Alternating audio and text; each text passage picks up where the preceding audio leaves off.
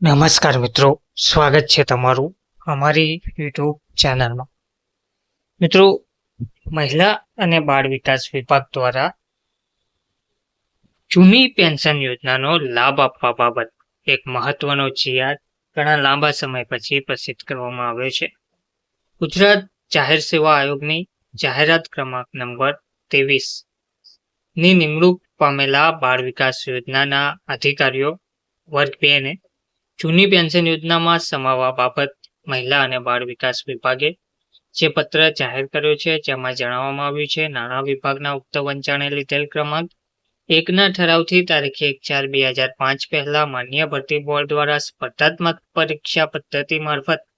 કોઈ સંવર્ગમાં ભરતી પ્રક્રિયા પૂર્ણ થયેલ હોય પરંતુ તારીખ 1/4/2005 પછી નિમણૂક પામેલ હોય તેવા તેમજ તારીખ 1/4/2005 પહેલા રાજ્યમાં વિવિધ વિભાગોની ફિક્સ પગારની નીતિ હેઠળ નિમણૂક પામી તારીખ 1/4/2005 પહેલા નોકરીમાં જોડાયા હોય અને તારીખ 1/4/2005 પછી ફિક્સ પગારનો નિયત સમયગાળો પૂર્ણ કરી નિયમિત નિમણૂક પામેલા હોય તેવા કર્મચારીઓને જૂની પેન્શન યોજનાનો લાભ આપવામાં આવેલ છે. આ સંદર્ભમાં નાણાં વિભાગના ઉક્ત વંચાણે લીધેલ ક્રમાંક 2ના ઠરાવથી પાત્રતા ધરાવતા કર્મચારીઓને જૂની પેન્શન યોજનાનો લાભ આપવાની વિગતવાર સૂચનાઓ બહાર પાડવામાં આવેલ છે. આથી આઈસીડીએસ કચેરીના વંચાણે લીધેલ ક્રમાંક 3ના પત્રથી દરખાસ્તી વિભાગના વંચાણે લીધેલ ક્રમાંક 4ના ઠરાવથી નિમણૂક પામેલા બાળ વિકાસ યોજના અધિકારી વર્ગ 2 ને જૂની પેન્શન યોજનામાં સમાવવાની બાબત વિચારણા હેઠળ હતી. વિભાગના વંચાણે લીધેલ ક્રમાંક 4થી નિમણૂક પામેલા કુલ 7 જેટલા બાળ વિકાસ યોજના અધિકારી વર્ગ 2 પૈકી નીચેના કોષ્ટક મુજબના 6 બાળ વિકાસ યોજના અધિકારી વર્ગ 2 ના હાલ પ્રોગ્રામ અધિકારી વર્ગ 1 તરીકે ફરજ બજાવતા અને ઉક્ત વંચાણે લીધેલ ક્રમાંક 1ના ઠરાવમાં સૂચવ્યા મુજબની જોગવાઈ ક્રમાંક 1 તેમજ વંચાણે લીધેલ ક્રમાંક 2ના ઠરાવ મુજબ વિગતોની ચકાસણી કરી જૂની પેન્શન યોજનામાં સમાવિષ્ટ કરવાની હુકમ કરવામાં આવે છે. જેમાં અધિકારીનું નામ છે ઠાકર આરતીબેન ચંદ્રકાંતભાઈ, શ્રીમતી ચૌહાણ હેમંતભાઈ,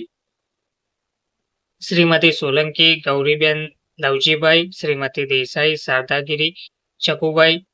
કુમાર તલિયાર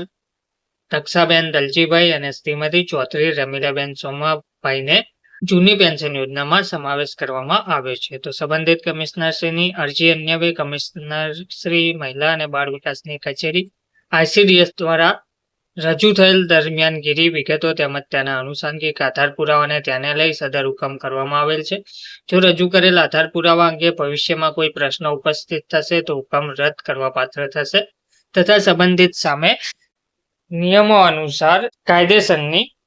કાર્યવાહી હાથ ધરવામાં આવશે. વધુમાં નાણાં વિભાગના વંચાણે લીધેલ ક્રમાંક 1 અને 2ના ઠરાવ મુજબની આગળની નિયમો અનુસારની કાર્યવાહી કમિશનર શ્રી મહિલા અને બાળ વિકાસની કચેરી કરવાની રહેશે. ધન્યવાદ.